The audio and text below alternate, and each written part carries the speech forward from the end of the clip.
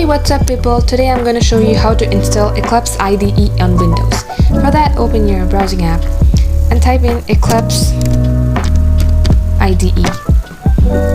So click the first link which will direct you to its official website. Here press on download on your top right corner. And scroll down and again download the x86 64 version.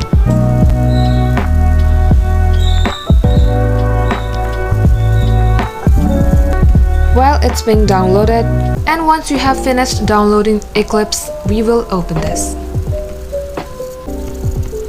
So here there are various uses of Eclipse IDE for Java developers and for C++ developers, so I'm gonna go with Java developers. Here, install this. And once you have completed downloading it, you launch it. You can choose any location that you want it to be shown. Now you can create your own project of JavaScript, and you can also enter your name of your project, and these are all defaults. And here you can carry on with your project. If you need a detailed guideline video about this as well, then do comment below and we will get back to you soon. That will be end of today. Thank you for watching.